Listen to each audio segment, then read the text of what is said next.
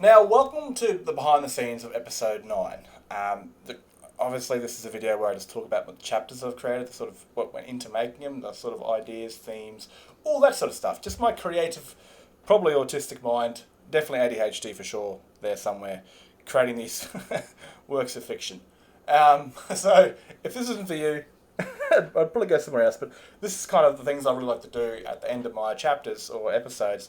Really get into depth and talk about it as someone that creates these stories. It's good to kind of explain it for those that want to create their own or those that just like the whole background sort of shit. So let's get into it, right?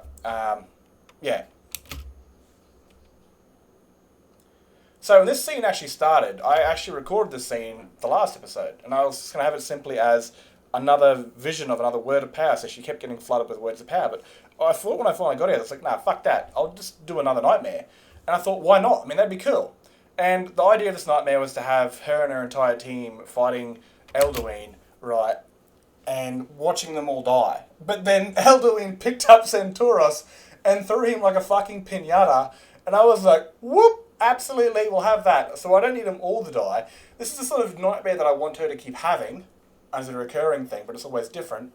But also kind of alludes to her at the end of her sort of story. But firstly, I saw Centauros get picked up and thrown like a pinata. I saw him die. That would have been enough to wake her from a nightmare, because I think Centauros is the closest one, is probably the closest person she is to out of the entire team of the 8 that follow her. Obviously, Serana's there, but they slept together the first night due to their mutual sort of feeling that. I've explained this before, but those that are destined to follow the Dragonborn have these weird feelings about each other and serious feelings towards the Dragonborn, of trust and this, and his one was always to protect her, and that's sort of what a male figure is. His entire thing is to protect her, because he felt darkness and evil surrounding him, and then when he saw her, he saw light, and he knew he needed to protect her at all costs, and that's kind of what Centauros' gig is all about. And again, they slept with each other, they went their own ways, and they had their own stories, and eventually when the Dragon Wars started, Centauros knocked on the door naked, and seeing she was wanting to Flamingo again, and she was, because she was missing Serana at the time, and she didn't know if she'd ever make it or see her again, so they started sleeping together during the early days of this entire team sort of thing. And seeing Centauros die, the one she's closest to, would have definitely woken up from that nightmare. I was thinking of watching them all die, but I thought that would be enough to wake you up from a nightmare for sure, seeing the person that you care about the most in your team physically die. Now, this also takes place to kind of reaffirm her in the future, when she does eventually, when they do eventually find out that he's an that Elduin is in Sovngarde, and the only way to get there is, only way to defeat him is by getting there. This is what kind of makes her think, at that on that point of time, that she's not taking anyone with her, because she keeps having this recurring nightmare of her dying, her friends dying, her living, and all her friends dying. Just constant nightmares of watching Elduin kill them all. So she refuses. By the time she gets to that point in time where she has to go to Sovngarde, she goes on her own, because she does not want any of these people that have survived, if they do survive, to die on that, fighting Elduin. So that's why she decides to hop on the dragon's back on her own and go on her own. That sort of thing. So this is kind of not just a nightmare for the sake of a nightmare. This is also a sort of future implementation of her decision that she will make when the time comes. But yeah, I'd recorded this quite a few times. It was a pain in the ass, but seeing Centauros thrown across the yard, I was like, oh no, not my dude. And then seeing that face enough to wake. I wish I had more sounds or sort of things I could use, like a sort of like a jump scare sort of thing. But I don't really know where to get all these. Every time I go looking for a place, if you guys know anything like this, every time I go looking for a fucking sound or like a woman crying this, I got to go to this site where it's got like, you got to like pay like $20 a friggin' month, like subscription, to get like 15 sounds. It's like, dude, get fucked. There's no chance in hell I'm wasting my money on that shit. I waste my money on 11 Labs IO, but I need 11 Labs IO to do this. Without it, I would never be able to do it. Now, again, there is nudity in this, but it's not actual nudity. There's no genitals or anything like that. So maybe I can get away with it. YouTube won't crack the shits. Probably. I'll find out, I guess. But yeah, so no actual genitalia. And that's, this is a mature story, of course, made for adults, of course, to tell the story of a sort of grounded storybook version of what Skyrim was like. And again, Skyrim can be played 10 million thousand different ways. There's no definite way of playing it. So everyone's got their own interpretation of their Dragonborn. Some people got multiple Dragonborns. I don't know how they do it, man. I don't know how they do it, but it's bloody awesome. So this entire thing was coming. This scene was a pain in the ass to film because the Imperial soldiers kept coming up here, and I kept getting angry. And right below where the scene is being filmed, there's probably 50 to 40 dead Imperial bodies underneath me because I've had to fuss radar them off the side of the railings. So that's why I didn't look down, because there's dead legionaries everywhere. And I thought to continue this with, that Serana herself was having a nightmare, time with more like Ball and the vampire dreams. And normally she wakes up first and she can always spot, Ragnar sleeping beside her, and she just goes wandering around. I have more naked shots of them, I guess. There's no cheeks most of the time. There's a bit of it, But, it was just, I don't know, man. Like, again, I make this shit on the spot. I just think, where is it going to take me? How can I do this? And this was one of those things where it's just like, all right, I'll have a go outside. And honestly, man, I'm a dude, right? So this entire story, when I'm playing these characters, I gotta become these characters. I gotta think as them. Their views on Skyrim, their views on life, and try and think as them. And trying to think as a woman as a man is a fucking A-class nuclear bomb coming right for your forehead, right?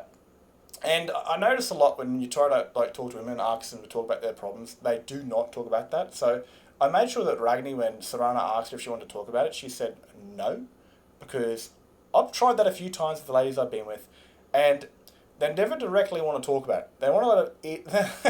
They want to let that pain eat them inside out. So, us guys are very I myself am very practical. I'll always be upfront and be like, yeah, this is what's pissing me off. But no, for some reason the girls don't do that. So I made sure that Ragni was very, didn't want to talk about it because what she saw was horrible. And, seeing Centaurus die. And her dreams are kind of like Anakin's dreams. They're very real. She sees them like they're real. And they feel absolutely real. And I guess the only way Serana could try and distract her, because she didn't, and a girl's not going to force another girl to talk about their pain. Again, that's not going to happen. Again, I'm also not a lesbian or a bisexual or a woman, so I have no fucking idea what I'm writing half these times. So I thought the best way that maybe Serana could help Ragni by distracting her is by doing what, at least in my point of view, would be a fun thing to do, Because Ragni's bisexual. She loves boobs. I love boobs. So that's an understanding that me and her have. So Serana taking her clothes off right in front of the Dragonborn kind of is, would certainly distract me from a nightmare. If I was having a really bad day and my missus came out in front of me and ripped off her clothes, every bad thought in my head is gone. Absolutely gone. And never happened. So this is kind of the idea behind, the whole thing with that. I guess I'll find out if YouTube cracks the shits with the butt cheeks in the background, but you can't see anything, so it should be not noticeable, I guess, I don't know. We'll find out. Now all this takes place, all these episodes take place before the last chapter that I did with the assassin, until death do we part. And so I wanted to kind of bridge that gap, especially with the Pentilius Oculata soldiers and now Victoria Vici, right? Because again, this is before she's murdered at her own wedding. And I really wanted to kind of chuck these guys in there, especially since we're in Solitude. We've got to have these characters still alive. And, I realised that during the invitation, when I copied-pasted the invitation letter, it spelled Ragmi. So that'll be another later on date where she talks to Victoria, or she mentions that they got a name wrong. Because I was like, shit, I'm not changing that. That's too much work. So I thought, it could be a little error that someone made, because she's known as the Dragonborn, not as Ragni, so it could be Ragni or Ragmi. So Nordic tongue is a bit of a confusing one sometimes, like Sigund and Sigmund, which is a female name and a male name, I think. So yeah, this is kind of Victoria inviting the Dragonborn to her wedding, because without the Dragonborn, she would never be in a wedding. Now, firstly, I want to state this real quick, that the Dark Brotherhood questline is a massive fucking plot hole. Massive. I mean, there's so many things you can mess up your story solely just by doing the Dark Brotherhood questline. I mean, you start the game off, you go join the Imperials, cool. Then you join the Dark Brotherhood. You've saved the world for them. Investigating the Skyrim. Then you go and kill your own Emperor. Or you go and join the Stormcloaks, win over Skyrim, and the Emperor comes to Skyrim, which is no longer his, and I don't fucking get it, man. It's so broken. I mean, the reason why the Assassin's character is there is to fix the plot hole. I could have simply just had Centaurus go in there and burn him out, but I didn't want to miss out on content, and I kind of wanted to further the story with another character, and that's why the Dark Brotherhood character, the Contractor, does not intervene in the main story of the Dragonborn, where I believe in my next story of Sky Oblivion, certainly the listener will interact with the Holy Crusader. But Yeah, so it was massive plot holes, and I've had to like make sure I skim the line proper. And I did that with Death Till We Part, which is of course after these events of the episodes. I don't know if I should just take it down, re-upload it, which would make more sense. But yeah, that was that was a bit silly. But again, this entire thing is to show what's happening before that. So Victoria's alive, the Pentilis Oculata soldier's there, and when Sarantoris wakes up from his battle, he's going to realize, when Ragni tells him what's happening, he's going to realize that this is why the Pentilis Oculata soldier's there, because they're guarding the Emperor's cousin's wedding and sort of shit like that. Now, that's kind of the reason I want to do this. And again, like I said, so apart from all the plot holes, they want to invite the Dragonborn, the sole person responsible for their wedding, because Victoria is cousins with the Emperor, and her husband is part of a Stormcloak family, aligned family. Their oldest son is the Jarl of the Stormcloak Jarl. Their daughter was killed by Imperial soldiers. And again, the son getting married is now hitching up to an Imperial. And you wouldn't be too pleased about that, because your son is marrying an Imperial, and when she has a kid, it's going to be an Imperial. And Nords, especially their father, is very racist, because I've always played an Imperial in my game, and I walk past and he goes, "What do you want, you Imperial bastard?" And it's like, motherfucker, I'll backhand you. So it's a bit of a difficult one to kind of surface when it comes to that sort of stuff. So I wanted the Dragonborn to be invited. I'm even definitely thinking on the day to the actual wedding itself, the Dragonborn will be there, and fate will decide that she leaves, the afternoon, and she might even walk past someone kind of, she might be in the inn grabbing her gear when she goes downstairs and feels a sort of cold stare and looks at it. And it's just sitting there drinking its mead and waiting for the night to come, sort of thing. And that's kind of what I really want to do with that on that day when I finally get to filming it. That would be cool. I'm spoiling my own shit. But yeah, so she's been invited because she's a reason for the wedding. I mean, that's the whole entire reason why I had to structure the Dark Brotherhood quest line properly. Was the only time Victoria was to be killed was during the peace treaty, because that would be the only time it makes sense when they can actually get married, and when the Emperor can attempt to be assassinated during a peace treaty, because no side is going to want to betray the Dragonborn's trust, because that is an instant guarantee the Dragonborn will join the enemy side. So that's the entire reason behind all of this shit, of this plot hole mess that I've had to stitch together again to make it make actual sense. As you see, the name is spelt wrong. But again, that's my fault. But secondly, it could be because her name, she's known as the Dragonborn. She's not known as Ragni. And it could be just confused since she is an Imperial. It could be, Ragni sounds like Ragmi, and, the accents of the Nords are very twisted. Ragni. So, again, it happens. My fault, but I'll work it into the story for sure. I was just too lazy to fix it. Now, we continue on with Sigurd after she's had a rather confrontational time with Centaurus, telling him that that they need to be separated. And that hurts Centaurus a lot, because he finds a lot of comfort being around her. Same with her. But again, what she saw in Solitude is definitely fucked with her. She's seen the retaliation of the Imperials towards him, and fears that, if he keeps hanging around her, that they might kill him, because they might believe he might turn blue. And the same sort of fear for her, that, that her own people might start seeing her as a traitor and might kill her. And that's not how they want to go, and she doesn't want Centaurus hurt, because of her. So she's done this to kind of, in her way of protecting him, and it's made him upset. And so since Centaurus went and planned this entire thing on his own, Sigurd heard nothing, so she sent scouts out to find reports of herself, and found this Forsworn already on high alert. And then Angie, who's the scout, Angie will actually, I don't know if people have actually watched these sort of things, but Angie's an actual base game character. Find her up in Angie's cabin up on the Gerald Mountains. And so I worked her into the actual story. Instead of being up there because she killed Imperials that killed her family, she's up there for more reasons than hiding from that crime, because she's she's here and now. And then when the Dragonborn, or when Centaurus or Sigurd finds her, she's up there. But I don't think it'll be either of them, because you kind of need to be like a stranger finding her or something like that.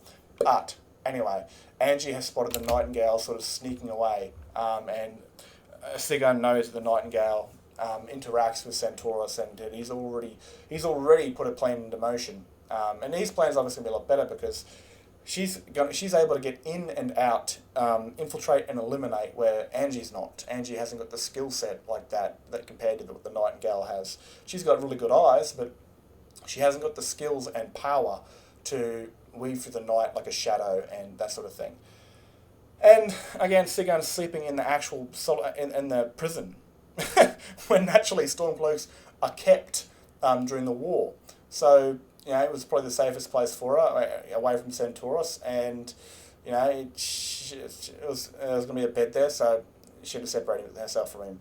But that's just kind of the way it was, and she has to go and have a conversation with him after Angie has told her what's happened, and it leads into another fight. Okay, it leads into a confrontation. Sigurd tries to always keep her cool, but sometimes it just doesn't work that way. I mean, she's told him that they can't hang around anymore, and Centauros has taken this quite literally, as us men do. It's like, rightio, fine, I'll do everything I need to do on my own. Because he's always done that. He's always been that way with the Empire. And then Sigurd comes to confront him about not planning things with her, and he throws it back in her face. And she gets a little tempered. She is a Nord woman after all. They're a bit, I wouldn't say thick in the head, but a bit thick-boned and a little bit temperamental. And instead of trying to discuss it, she kind of fires up at him and calls him an imbecile and an idiot and a bunch of other words. Goes like, I didn't mean it like that. I mean, we can't go hanging around with each other in cities and stuff like that. And Centauros, us men, we're very practical. I mean, if you're flirting with us, we won't even know unless you're flopping us a tit. And, he's just like, nah, bro, you fucking told me this. Okay, this is what you told me. This is what you get. This is how it is. I do my own thing. You do your own thing. Blah, blah, blah. I don't give a shit, okay? You've made this decision, not me. And, she's done it because she's had to, because she thinks that, since she thinks the Imperials would kill him if they think he's a traitor. What she's done is solely for the purpose of him. Obviously for herself too, because it could reflect badly on her, but she doesn't want to see, his own men basically put him at the pokey end of the blade. And it does make her upset, especially when, in her head, she's done this for him, and he's firing back at her, really being angry, being upset, and his voice is quite raised. I'm going to give it to 11's Labs. There's a lot of things they can do that other AI products cannot. I just can't wait until they can actually make a character cry, or sob, or, sniff, or something like that. Like the sort of emotions that AIs will never be able to get. And not all those voice lines are actually in Skyrim. I'm not even sure there's a crying. I think there might be a crying thing for her, but trying to find that through 10,000 files of dialogue, fuck that. Absolutely fuck that. But yeah, so that's how that kind of conversation went. A bit more aggressive. Now, we actually continue with the companion. The last chapter, he said some rather... He's being a really disrespectful piece of shit, I'll be honest, man. I'm kind of writing to be like, he's just like about mead and sex and killing things. Very basic, bare-bone person, very primitive man. And he pissed Minerva off, his companion, that he was seeing, that they were on this journey together. And she went off to watch the ritual turning, and he found a pretty good looking at him, and she was all, lovey-dovey and threw it right back at him, and he no doubt got some bit on the end, but she's woken up feeling a bit drained. Not in the sort of way a bloke wants to be woken up, not in the good way of being drained, if you know what I mean. So I've got to remember to keep track of this in the next few days to come, because it will take effect, the consequences, not just what he's done with the vampire, but the way that he's acted, and especially sleeping with another woman, even though he's not in a full relationship with Minerva. These consequences could bite him in the ass and might humble him. Hopefully. Hopefully. But we'll see. I got to get there first. And I got to remember all this shit. I don't ever write this stuff down. It's all in my head. So I'm probably insane. But yeah, so he's going to... I just have to remember to keep a track on his behaviour. And have a certain character that's his own race but no longer shares his skin colour, that might see certain things that happen to her that might pinpoint what's about to happen to him before it actually happens to him. Things like that. So, yeah. Now, for the very first time, we actually get all these characters together to actually have a proper meeting. And I haven't done that yet, which is the first time I have. They've all sat together. Centauros has planned. He's just talking about it with the team and all this sort of crap. We get a bit more backstory on Marva and Vino, who were turned by werewolves. And this is how Freya knew them, because they actually showed up a long time ago in, I think, Heart of the Reach chapter, where Freya called for the women of the North, who have seamlessly deleted from all history. And Vina was there helping her. And at the end of the scene, they were doing some scissor action, I'm pretty sure. I don't remember what it was. But So this is kind of how Freya knows Vina and Marva, because Cecilia was on the hunt to kill some Forsworn, found their mother, I forgot her name, fuck, I forgot her name, holy shit, and didn't kill her because she had two little girls behind her, which weren't actual Reachman children. They were it was an Imperial and a Nord. And so she decided to spare her because she was on her own, she wasn't with the other Reachmen, and she kind of only fought to defend the girls she was with, and so Cecilia did not kill her, and actually worked for in the future because she realised she actually wasn't part of the Forsworn movement anymore. She was raising those two children. So from time to time they'd actually work together, and Freya and the girls would hang out, and her and fucking Vina could be the reason why Freya's gay, because that's probably the only contact she had as a young girl with other people that were her age. And, you know, as teenagers, we don't know what the fuck we want half the time. So that could be the reason why Freya's gay. Who knows? I mean, sometimes the story just writes itself. But we get a bit more on that. Obviously, we've got the whole council thing. I love what Centaurus does here. He's like, dude, shut up. We're not here for that. And he's just like, anyway. I was like, dude, that's so cold. But he's not here to have this family squabble between Freya and Cecilia. He's just like, dude, shut up. We're here to discuss the plan. And I love this bit, yeah. And I also love the bit where Tonrock basically calls he calls the Forsworn gate humpers. Every time I hear it, man, I laugh. Every single time. Because, again, the only other place I find the mountain goats is obviously in the Reach. They're all over the place. The majority of them are in the Reach. So I thought, definitely, goat humpers would 100% be the Forsworn. And I think I think Centaurus calls them a stone licker or something like that. That's pretty good. So I like to throw a few cheeky words in there, here and there. But I really like the idea of this actual council meeting where like all the Dragonborns trusted, the 8 of them have come to speak and talk about this plan, because it is very different from walking into an ancient Nordic tomb. You know, the Draga aren't naturally organised. You walk in there, you kill them, you learn the word of power, you rest, you wait for the next one, you go on. But going into a full-on fortified, filled with the teeth of Forsworn requires a bit of planning. Requires everyone being on the same page. And this is why this one is so different to every other episode, because they're not fighting a dragon on its own. They're not fighting, they're not cutting through Draga or random bandits. They're going through Forsworn. And these are the worst kind of enemies in Skyrim, especially with the Madman mod that I got on.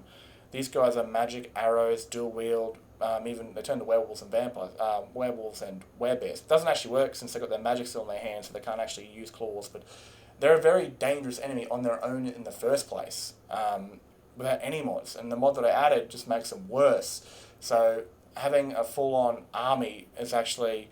This is the reason why I like having massive armies and big-ass battles, because reasons like this, where it's just going to be an absolute shit-fest of blood, screaming, death, everything like that. And this is kind of why I do this sort of stuff, because it feels a bit more appropriate. Having the Dragonborn walk down the road with 40 followers to kill a dragon, at the start made sense.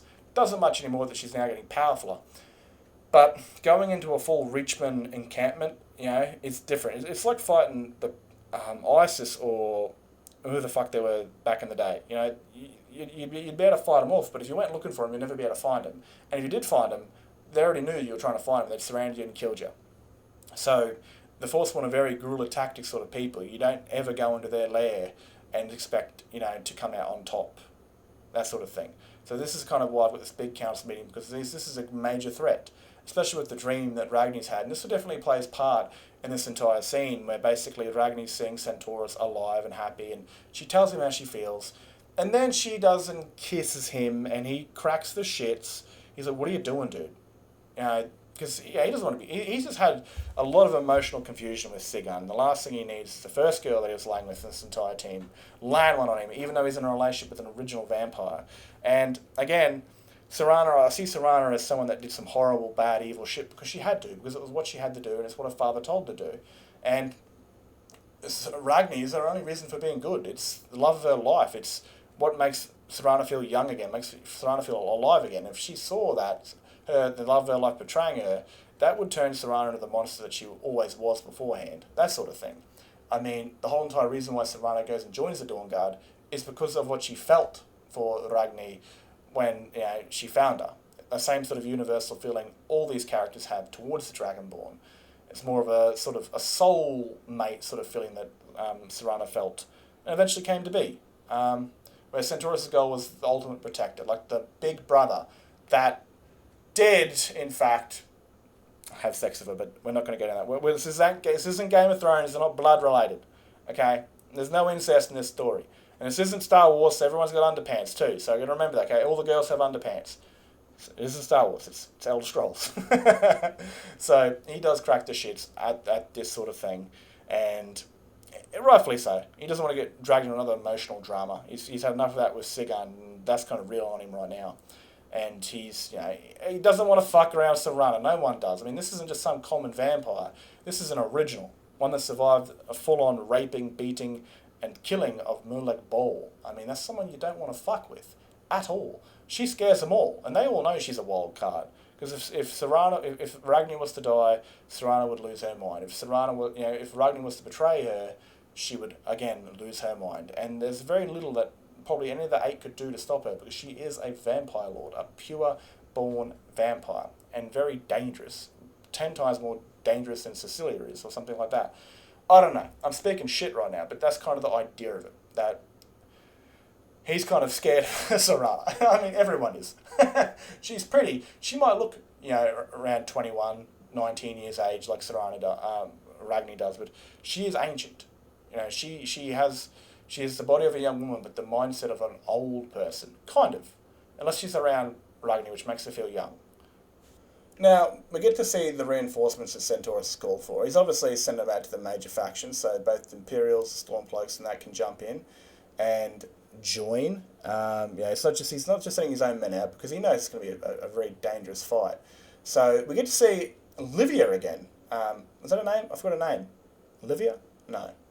My God, I keep forgetting her name. The first time I showed her was during the Civil War, and Centaurus talked about her being a war hero of the Great War. We get to see her again, the same music, walking a massive line of troops again in the opposite direction. So we saw her moving her troops out of Dragon's Bridge in towards Whiterun, and now we see her moving her troops out from Whiterun, and also the Stormcloak troops into Dragon's Bridge, sort of thing. So I definitely, now that Centaurus has been injured, I want her to kind of be the go-to that Ragni goes to talk to for the Imperial side of things. She'll become the sort of standing Imperial commander for Centaurus, which gives her a lot more story, which is I'm excited for, to put some more characters in here. I mean, we got to see, I don't think we got to really see her much in the Civil War. She was there in the fights and the battles sometimes, but she was kind of in the background fighting in her own fights and stuff like that. So now we get to kind of see a bit more about her, who she is, what she does, and she's going to stand in for Centaurus while he recovers after what's happened at the very end of this sort of thing. And it's good, because I think I've already got her voice already is shared with Cecilia's voice, so she'll have Cecilia's voice type, which is the female condescending. And we get to see a lot more of the characters that weren't designed to be part of the Dragonborn's teams. We get to see a lot more of that, which is cool. I like that.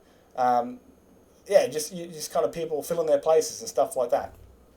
So this is the major force that will be, that I made for fighting. And I thought there was way too many, and I really thought this game was going to crash and play up a lot because of this, but it didn't do that much, to be honest with you. I didn't get any crashes during the fight scenes, which is kind of surprising, because I put in a lot more Forspawn there to make it sort of... I did test run it with the first run, and we just butchered them because there wasn't enough there, so I kind of filled it out and put a lot more in there, and it was a pretty damn good fight. It really was. It was an exciting fight.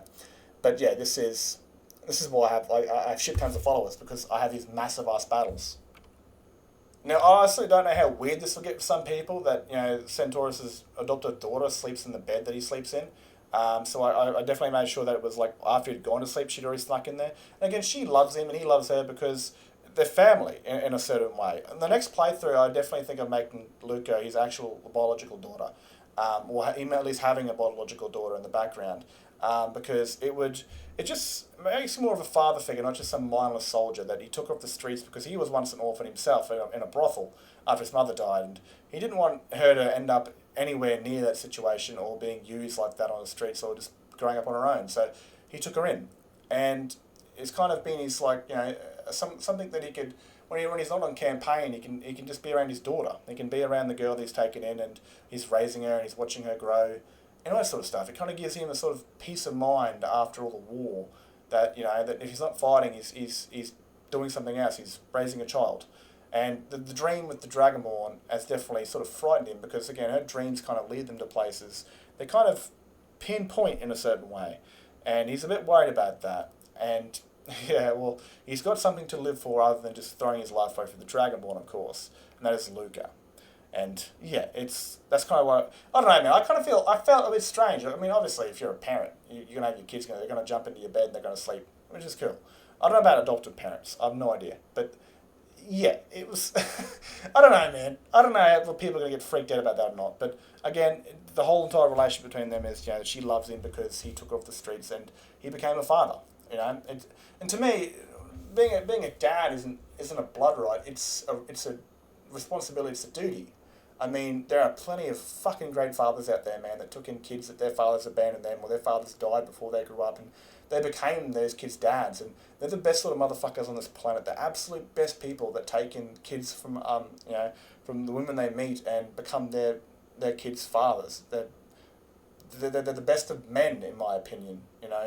You have a responsibility to raise your own child, but not to anyone else's child. If you do that, then you're a fucking top bloke, absolutely. And sure, I make Centaurus like an absolute honourable legend, but that's kind of the role he is. He's a protector, he's a guardian, and you can't be a coward or a piece of shit. It can be, sometimes he can be angry, but I don't want to make him look like an absolute dog because he shares my channel's name. He was my character, but he's now become his own. It was kind of a pain in the ass trying to set these guys up. It did actually freeze quite a bit doing this. I don't know why, but it just did, and I hated it. Since this was Centaurus' operation, he's the one that wanted to lead it. I mean, the Dragonborns kind of lead everything else, and that's kind of on a dragon hunt. But when it comes to the Forsworn, very unpredictable, dangerous bunch, and he does not want the Dragonborn leading that, especially with the magic and arrows that are becoming her way. And his sole responsibility is he's always been her guardian, he's always been her big protector, and he will never let her, sort of face any danger that he thinks is too great for her, and he'll always kind of take the charge. So, again, he does take the charge in this, even though he's worried about the dream. He's kind of centre focus, and it's like when the adrenaline starts kicking, all your fear sort of gets buried. For people like him, when the fear rolls in, it gets drowned out by all the adrenaline, and when people are trying to kill you, you got no choice or chance to think about anything else but killing them and defending yourself. And this is kind of his forte when it comes to it. Anxiety and everything else like that doesn't exist anymore when people are trying to murk you. So he took lead. Now, for this battle, I actually wanted to do something completely different. I didn't actually want to interact with it. I wanted the AI to completely take control of this. So I ran in there and said, for the Empire, for Ragnar, for Temrel, for Ragnar, whatever the fuck I said. And I then had Centaurus then take lead. Because if I'm the player, I'm going to kill as many people as I can. I'm going to kill them a lot faster than any other NPC, right? I'm going to do that. So I decided to let the sandbox nature of Skyrim storytelling tell itself by not interacting with it at all, by becoming the cameraman. And it was wild, man. This is such an awesome fight. Like, man, when you aren't interacting with this battle at all, and all your followers are, it's just completely up to the wind. Like, the dice are being rolled, and you don't know what's going to happen. It was an absolute slaughterfest, man. And getting through, getting through this little archway here was so difficult for my troops. It was so difficult for them. But once they end up, getting through this small bit, once they killed through this little archway, the line was broken and they just kind of spread out and slaughtered all the Forsworn. But man, I lost so many people. And there was even this is the lovely bit of sandbox story. This is what I love about telling stories in Skyrim, is that I don't plan this shit, man. A lot of it writes itself. And especially with the dream that came by, with Centaurus being killed in the dream, it made him a bit worried. But this battle, when I saw him go down, I was like, holy shit. Wait a second.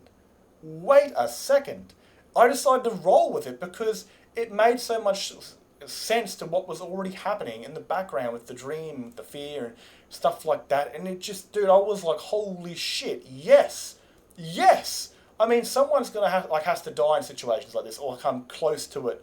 At least for you guys as the audience to kind of feel that impact, and even for myself. And seeing Centaurus go down was brutal, man. I was like, holy shit. He's, right about here, I think it is. He's cutting him down, and then he gets put down. And I was like, holy shit. That's why I sort of focused on it. I was like, holy shit. He's down and out. I mean, and I'm not too sure. I'm pretty sure I made him protected because they are. I did. They got plot armor on for the future stories.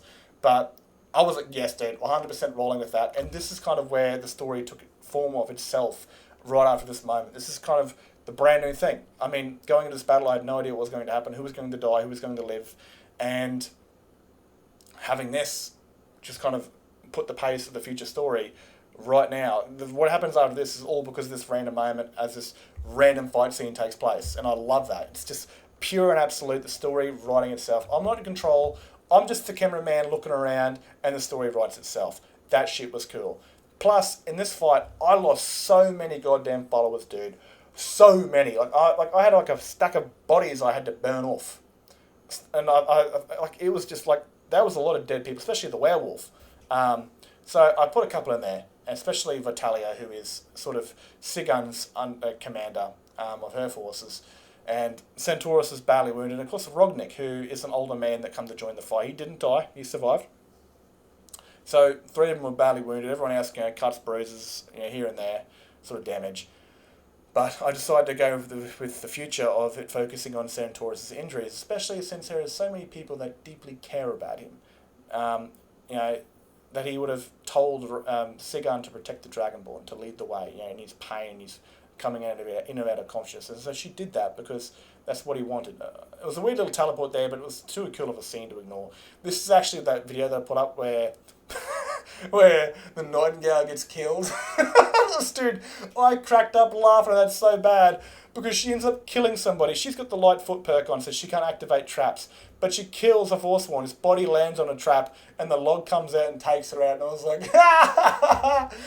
Daedric Prince is the Daedric Prince of Luck, and she owns her soul. What's the fucking bet that Nocturnal took all her luck away in that very second and just claimed a free soul for the sake of a laugh? I was like, dude, that's so beautiful. Obviously, her death like that cannot be that way at all. That's just so... It's like killing that Asian bloke from The Walking Dead. They would just ruin the characteristic. It would just ruin her completely and utterly. Everything she was would just go to nothing if she died like that. But it was just so fucking hilarious seeing that. It's like, thanks for wasting my time. Voomp. Dude, I was in tears from that. That cracked me up so goddamn bad. Anyway, this actual wall for some reason is bugged out. If you learn the first word of slow time that isn't here, for some reason this word of power always bugs out. I don't know, I Google searched it, I couldn't actually learn the word. So it was one of these things where it was like watching the Dragonborn again, because I couldn't physically do it. I couldn't learn the word, because, I don't know why, but yeah, if you learn the first word of slow time in any other location than Hag's End, this wall will always play up, and I have no idea why. But I couldn't find a fix, so I decided to just watch the Dragonborn do it and add the shout to it later. If I remember, I might not. But yeah, so there's that. This is why Sigun is watching her learn the word of power. This scene's a pain in the ass to do because I got a 2 control of Ragni. I don't even want to get into it. It's a pain in my ass. But anyway, she's kind of really regretful on her decision what has happened with Centaurus, because 2 days ago she told him that they can't hang around. He got angry, and then she got angry back, and she's scared shitless that her final memories of him is ones of anger, And this is kind of that thing. What I said, right? Obviously, everyone knows this shit's going, right? If you watch my stories, I want to do this right. I really want this love story to be done right. I have not planned it. I do not know when this sort of thing's going to happen. But again, kind of from my perspective, if I had strong feelings for somebody and I kind of denied them because there were 2 different people from 2 different worlds or places, and I saw them almost die in front of me, or I feared their death, I think that would really change my mind. It reminds me a lot of Korra and Asami. It reminds me that you kind of, they were best friends during season 3, and then Asami almost watching her die really made her realise that her life would be in shambles without Korra. And sort of when you see someone that you deeply care about die and you feel like your world's going to break apart, that kind of means that they are your world. That your feelings for them a little bit more than what you think they are, or because you don't always know your feelings, and sometimes certain events, like bad things happen, where it kind of makes you realise how you truly feel about somebody. And this is Sigun's moment. And I'll be honest with you, man, this shit made me tear up a little bit. After watching Arcane, dude, my feelings have been extremely bullied. Arcane picked up a sword from some fucking ancient Nordic chest that says, ignores 100% of the emotional armor of Centaurus, and every time it slaps me, I get emotional over this shit, man. I really do. It's embarrassing, but at the same time, someone told me, another YouTuber said, if a work of art can move you, then it's a really good piece of art. So I must be a really good writer if I can move myself writing my own shit. But yeah, it's just sort of Sigun's moment where she realizes what she's done was so stupid, in her mind was so inconsequential, that he could die. And the last memories that she'll have of him is them arguing and fighting instead of what they were. They were friends, they were close. Their journeys started as enemies and they learned to tolerate each other and learned to befriend each other. And, they became sort of the same idea, protect the Dragonborn, get our troops to work together. They understood the same things. They were from the same sort of backgrounds, both military, both soldiers, both fighting for a different cause. So they understood each other more than anyone else did. They were both commanders and frontline soldiers in their wars and shit like that. And it brought them close because they had an understanding of what their lives were as each other, and especially coming together as the Dragonborn. And that's what I really liked about that. Ragni, on the other hand, she has a great responsibility on her shoulders, but she's still young. And even if you have lived a very rough and tough life, there's still things that happen that, when your impulses will take charge. Your your naivety from how long you've been alive. There's some things you can't learn, no matter what you go through. Sometimes age and maturity are just things that come to you naturally. You can't learn them. They just come to you. And her being 19, she sometimes acts out of impulse. She's still young. She's still naive. She's very smart, very headstrong for what she has to go through. But sometimes during certain events, especially the deaths of Centaurus, like I said way before, the person she's been the closest with out of every one of those 8 companions, it knocks her off guard. It takes her off her centre focus of being the sort of woman she needs to be. It kind of puts her back into that sort of scared, naivety again. And here Sigun gets quite upset, and rightfully so, because she saw them kiss at the fort, and she's like, why aren't you here? You're the commander. This is all because of you. We follow you. We die for you. Why aren't you here being by his side? And she's angry because at the same time she's also angry at herself for saying what she said to Centaurus and them having their arguments. She's angry at herself. She's also angry at Ragni. She's kind of blaming it on her, and Savannah cracks the shits and threatens to rip out her tongue, being the whole ancient vampire that she was.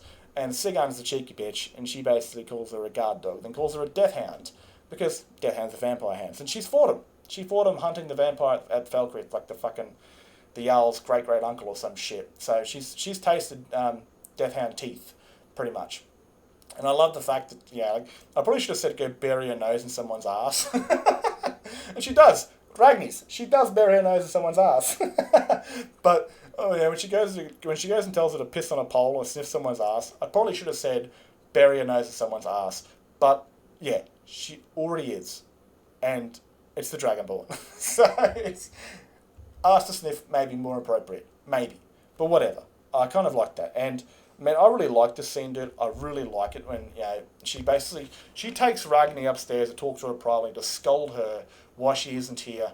What the hell has happened with the kiss? Like, do you love him? Does he love you? Is this going to interfere with Savannah and you? Is this going to cause some really bad shit going off? Because at the same time, Sigun might be 26, 27 years old, but even though you're still, by then you're matured, but what's going through her head is a lot of emotional shit too. She's kind of all over the place because she's scared shitless of the person that meant the world, that she knows now means the world to her in this current time, could be dead tomorrow, could be dead at any moment. And so she's kind of wanting to know if her and Centaurus are back together, if there's even point in wasting her time with that, or being angry about that, or this and that, before she finds out that Ragni wasn't trying to get back with Centaurus like that. She just kissed him because she saw him die, and a mix of feelings, especially after finding out Linoit, whatever fucking stupid name that was, of her Dawnguard partner had died, and she finally found out how he died, and it brought a closure. Especially, you've just seen someone you love die, and it felt so real, and then you find out that someone you did love actually did die, and then you kind of act out of impulse, and you kiss him just to make sure that it's all real, and she was not trying to jump his bones at all. It was none of that. It was just, maybe it's the female way of doing things. I don't know. I'm not a girl. So sometimes I just got to wing it and fucking go off to the left or right somewhere and try and flank the position or whatever I'm trying to think. If I'm thinking it, I go the opposite direction when I'm trying to do a female thought. That's pretty much what I do. Everything when I'm trying to think of what a woman would do, I basically do the exact opposite of what I'm thinking. So that's kind of how it works, and that's how that worked. But yeah, And I love this certain scene, and we can actually listen to it real quick. Because, man, it was so fucking powerful, dude. It really was. Where it kind of turns around, and Ragni starts talking to her and sort of, I know what you're feeling sort of thing. How in oblivion do we even step foot in the land of the dead? Either it's the future and we're fighting Alduin in Sovngarde, or it's just a strange dream. The only way we are getting there is by being dead. And not all of us are Nords or believe in Shore. That bit right there, I want to get that real quick. Simply as an ESA sort of belief, because when the High King of the Daggerfall dies, he's a Breton, but he goes to the Redguard afterlife. And I like to think that, just the afterlife isn't a racial thing, it's a belief thing. If you believe in Shore and the Nordic gods, and the Nordic pantheon and all that sort of stuff, you go to Sovngarde, like Lavius, the Imperial that died, the first dragon attack that we had in episode 1. He's no doubt in Sovngarde, and so Nords might go there, but at the same time, not all Nords will. Freya won't. She's a pureborn werewolf. She'll go to the hunting grounds, and I guess Redguards or Nords that are born in different places might go to their other respective lands. Or you might find, if you died as a Redguard, you might go to the afterlife and find a Nord there because he was born, raised in Hammerfell, that sort of thing. I just want to cover that real quick before we get into the why I'm here. Now that you know my reasons for kissing him, I want to ask you something. Why is that blue stripe across your face again? Centauros told me you removed it as a sign of being friends. Now that right there is actually because she was kind of pissed off and angry that he yelled at her and this and that. So she basically put it back on to show that sure, we're enemies again. And she cut her hair because for some fucking reason, whenever you girls have anger issues or problems, you cut your hair and then you've got people saying, "Leave Brittany alone." So she cut her hair, another sign of rebellion. I don't know why you girls do that. Why do you cut your hair when shit goes bad with the people that you like? I don't even want to know. Don't even tell me. I don't want to know. And you've cut your hair. And for the last 2 days, you've acted strange around each other. Kind of like how we started. I know something is off. What's going on between you two? Oh, by the divines, is it that obvious? That right there is actually original voice from the actual actress. So that is not AI used. I clicked through that when I was looking through like noises, trying to find noises that characters make, and I was like, oh, I can use that. So that was actually original voice acting from the voice actress who did the female Nord. Yes, something is going on, and it's all my fault. After what happened in Solitude, it made me realize something, that me and him I pretty much told him that we can't be around each other anymore, because our sides are watching us, and could think we are traitors and could kill us. I didn't want them to hurt him because of me. And now he's laying in a bed fighting for his life, and the last thing he thinks of me is that I hate him. But in truth, I care about him deeply. This sort of thing right here. Watching him almost die as really, like I said, when you care about people and something bad happens, it kind of makes you reevaluate how you think about them. And I think this is the moment. I think this is the actual moment where Sigurd realizes her true feelings for Centauros. And like I said, I want to do this right. I'm not going to rush this at all. She's not all of a sudden going to jump into his bed and start, fucking doing this and doing that. There still needs to be things to do, obviously. And so I want to do this right. But this is kind of Sigurd's time where she realizes, and even Ragni, she says something, and and the quote is, "When I know what you're feeling, and when you know, come to me, I will help you," because it's the major focus is obviously on the enemies to lovers, but Sigurd and Centauros weren't the very first, as we all know. It's first it was the hunter and the hunted, the soldier of light and the creature of darkness. He's never given me a reason to hate him. Even wearing that armor, I adore him. Our last memories could very well be us fighting, and it's all my fault. If only I wasn't such a damn fool. He was right. Who cares what the others think? Our survival has been because we trusted each other. We looked past our flags to survive and keep you alive. I let what happened in Solitude get to me, and Centauros paid for it, for his kindness to me. That, funny enough, right, that was AI. And that kind of felt like when you're about to cry and your voice goes, It did that. That was AI, dude. Like, sometimes I'm really amazed because it kind of sounded like she was starting about to get emotional. Her voice was starting to change and crack because of how sad she was. And that only ever happens when you get really emotional. And that's why I haven't wanted to do arcane videos. Every time I try to fucking do one, I start crying. So I saved myself that embarrassment.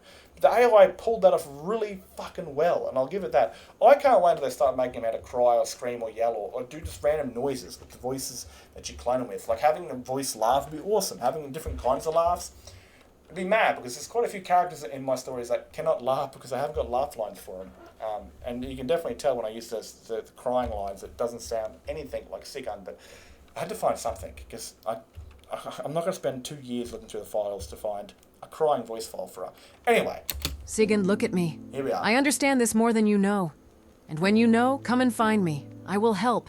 He's not gone yet. And I know he feels the same way. You two are the two sides to the one septum. I always say that because, again, opposite sides of the Civil War.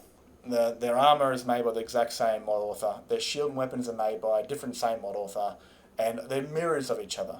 They're just mirrors, like, and they're mirrors of myself. I mean, Centaurus is who I play. When I play a game, I play I play male characters, and I picked the Empire for Skyrim. And if I was different, if I was a bloke that played female characters, I probably wouldn't even have Sigun, because she'd be some anime fucking thick-ass bitch on the Nexus. If I played a female character and I joined the Stormcloaks, it would be Sigun. So it's the mirror of myself in a set of way that just has all these details and foreshadowing that just come together, and I love that. Go and sit with him tonight. Tell him what you told me. Let him know that you see him, truly see him, beyond the flags and the factions. Let him know that you're there for him. Now, this is like one of those moments, powerful moments, where Ragni becomes somewhat the sort of teacher. She's 19, and Sigun's older than her, and she's this is something that she can deeply understand. This is something that she can really help Sigund with, because she too fell for her enemy. She fell in love with her enemy, and so she kind of knows doesn't exactly know it, but she kind of knows, and she's also been with Centaurus, sort of in a different sort of love, but she knows very well what Sigund's going through, and she kind of just gives her some advice, and there's some advice she'll take on in the future, of course, when she needs help from the Dragonborn, when they both need help from the Dragonborn. And I'll go and spend the night with my hound. Little pun right there, of course, for making fun of her because she's calling her girlfriend a hound. But anyway, we're going to skip past this, right, and we're going to go into the next bit. I just wanted to really explain this bit because it was a very important moment. And that bit where the Imperial soldier goes, I think I see something in the shadows, that was fucking cool, dude. That was completely random. I was like, yep, keeping that shit for sure. And now that I've actually kind of morphed my game to work the newest update of Skyrim while still being on the SE version of Skyrim, I was able to actually use Sky Oblivion. I was able to actually use the Sky Oblivion lockpicking system. That was the very first time I'd ever used it, ever, and that was cool. That reminds me of ESO, of course, but also reminds me heavily of Oblivion, which is my favourite Elder Scrolls game. It's my first, and Skyrim's lockpicking was somewhat, I don't know, weird, like Fallout 3's, I think, but. Yeah, it was like, Minerva did mention that the Nightingale was going to basically get some potions from Solitude, and the place is closed by then, so she's obviously not going to wait for morning, and she's obviously not going to buy things. It's not really in her character, and she's obviously very close with Centaurus too, because in one of her darkest moments of her life, when she was imprisoned for a year, for a large, I think 6 months of that, I think Centaurus was a prison guard before his story took place, and he looked after Topher. It could have been down to that he's, like I said, he's a good person, he's an honourable man, but also comes down to the fact that they had this weird feeling for each other. Like I said, of all those destined to follow the Dragonborn, they have this weird sort of kinship about each other, a sort of sixth sense sort of thing. So, long before they knew they'd even meet fighting dragons together, they met in a Imperial prison cell. And look, she's very honest. She's like, yeah, look, he would have no doubt marched me out to the execution block and things like that, but he didn't treat me like a dead woman walking. He treated me like a human being. And that meant a lot to her, especially because I like to see her upbringing a bit like Vi's in Arcane, where she was very brutalised as a kid, orphaned, a teenager, as a bandit, spent a lot of her time in jail and stuff like that, and having someone actually show her kindness, especially when it was a man, when men were really bad, sort of abusive, sexually abusive, have looked after her in that sort of time was rare. it meant the world to her pretty much, that someone would give her kindness for the cost of nothing, because in her life, everything cost you something. Now, this scene right here, we can see Sigun's been crying because her paint's starting to sort of fade away and drip off, and she's obviously had a bit of a moment to sit there and talk to Centaurus behind the scenes for those sort of things. And she's kind of just pouring her heart out because he's unconscious. He's like a coma or something like that. I don't know what the hell they call it, but he's obviously passed out because of the injuries that he's faced with the Force magic and the arrow breaking through and hitting him and stuff like that. And she's just kind of been there on her own. And, sure, she hasn't paid too much attention to is that her other commander, Vitalia, the shield behind her, is also in the room and is also going to hear what she's saying, kind of. And it could either be a very bad thing for her or a very good thing. If she decided to send Centaurus on his way because of the reputation that people might think they're traitors or close to each other, and saying what she says in the room with one of her top leading commanders might not be the greatest idea, but during these times, Sigun being in the emotional position she is, might not have completely thought about that, or just thought that Vitalia was also passed out. But we'll find out later. So, like I said, this is actually kind of where I thought of ending the chapter. I thought I'd just leave it here and kind of leave it as a bit of a what is it? I literally thought of just leaving it here. Leaving you guys guess and stuff like that. And I was like, nah, because again, gives me the perfect opportunity to actually skip through some time. It's only been 2 months, man. It drives me nuts that the story's only gone for 2 months. I wanted this to go for like a year or at least 6 months. And 2 months is nowhere near enough for what I wanted. So having Centaurus out of action for a while will actually play a bit of hand at that. That will slow them down a lot more, which gives Ragni the chance to actually wear her armour, mould to it, train in it, spar with other companions, and also learn some magic. Gives her some background time.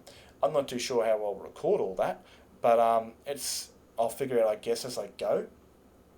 But there'll still be things in the background, like if she finds words of power, Sigun will take control, and Livia, I forgot her name, I think her name's Livia, will stand in Centaurus' place for that. And as you can see with this scene right here, that she prays to Talos, and she even puts the Talos necklace over his bed to kind of, I don't know, help him along, in a way, even though Talos is outlawed for the Empire. But he has basically taken an item to a shrine of Talos. That's how we go to his Solitude house. So this is a bit that I decided to add on and actually bury the dead. Cecilia she doesn't like undead things, even though she is an undead thing. She'll never turn people into vampires. But she knows if they bury him beside a Nordic tomb with the Draga, or even potentially necromancers, that they can be resurrected one day and disturbed. So, what she does, those that she does bury, she burns them. And she makes sure they properly stay, dead. Because burnt skeletons aren't going to do shit for a necromancer. Their bones are already going to be brittle and weak from the fire. And so they're not worth resurrecting and wasting your magic on. And so this is kind of how Cecilia does that, to make sure that people don't bring back the fallen. And this sort of thing. And we lost quite a few. Like, we lost one of the Greymanes, Sigun's Stormcloak lover's brother. He's going to be quite angry about that, especially that she wasn't there to say goodbye. And we lost Veronica's brother. These two, I'll leave the image there actually, because I don't want to fuck around with that. These two were the very first people that saw Ragni as the Dragonborn. When they took her into that Nord ruin on the Bard's College, and she discovered that she could hear words of power on walls and shit, and they thought she was nuts. They are the very first people to physically see her learn a word of power, to see the Dragonborn in action. And it was pretty cool having this. Like, I've actually, I won't get to that just yet. I'll actually get to that in another bit of the story. I don't want to spoil it just yet, but there are a lot more diversity to these characters, not just in their walks of life and who they are, but in what they like. And I'll get into that in the next one. But yeah, it's kind of sad seeing him go, because he's had a bit of story, when the Dragonborn learned her first word of power and that sort of stuff. And it's sad to see him go, because he's been there for a long time, and I think he's the one that offered to help. But yeah, it was shit seeing him go. But he did physically die in the camera, so since he physically died in the camera, he had to go, unfortunately. But again, so I thought about it. I made all this shit up on the spot. So I was like, do I just leave him here? Well, that seems a bit disrespectful, yeah. So I decided, nah, we're gonna make it look somewhat cool. We are gonna bury him. It's going to take all night, and we're going to leave a cool little sort of memorial for him behind. Obviously, it's going to be like, you know, tombstones or anything like that, because you're not just going to pull a tombstone out of your prison wallet and place it on the ground. So they bury them all and this under the ground, and they have a little sort of like a little monument to them. They put their helmets and their weapons in the ground and that sort of stuff. And I thought it just looked pretty damn cool, man. I did a fine job decorating that. It looked neat. So there it is right there. Right, that looks pretty cool. I like that. Looks nice. Obviously, like I said, you can't get tombstones because you're out in the field. But maybe one day the Dragonborn will return and add tombstones to these places. Who knows? Who bloody knows? But it's just, I like the idea, and one day I'll be walking past this place in a different character, or maybe after all the quests are done and the story's done, just adventuring, and I come across this little place, you know, well, you know, what is it? And who knows? But I'll know. So I think it looks pretty cool. Now, the last thing I wanted to do is I kind of want another heart-to-heart moment, and especially with Cecilia and Freya, because as you saw with the team meeting, Cecilia kind of got up Freya for turning people into werewolves, because she's very against all sorts of Daedric rituals, anything like that, even though she raised a Daedric worshipper. And I've gone into this story millions of times, but she's always told her like never to turn people into werewolves, stuff like that, growing up. And Freya can't help what she is. She's a werewolf. She's a pack animal. It's what she does. It's who she is. She can't deny her nature. And she fires back at Cecilia because Cecilia got up her and she's like, I don't want to hear your shit. I've heard it all before. I am what I am. Leave me alone about it, okay? I'm sorry, I'm not you. And Cecilia kind of understood this over time, especially seeing the loss of people, like the siblings, the Greymanes and Veronica and her brother, and just kind of understood that Freya's right, you know, she taught her well, she raised her well. If she's turning people into werewolves, she knows they're good people. They won't use that power for bad or evil. And she has to trust in her daughter's ability to do the right thing. She is a grown woman now. She's 28, 29, something like that. Not just a little girl that she raised anymore. And she comes to understand that and understand Freya a lot more, which kind of opens Freya's eyes. She's very surprised by this sort of sudden turn of her mother's kindness, and gives her a hug. And I thought it was a nice little heartfelt moment between mother and daughter, and this is where I decided to end it. So let me know what you guys think. If you do, let me know what you guys think. You're here watching my stuff, and that's cool. I thank you guys for that. I hope you guys have enjoyed. And if you do have an opinion, and if it's a bad one or a good one, always let me know, because negative feedback means that you're engaged and means you've actually watched it, which is fucking awesome. But anyway, I'm out of here. Hope you guys have enjoyed, and I'll catch you guys in another video. Peace out.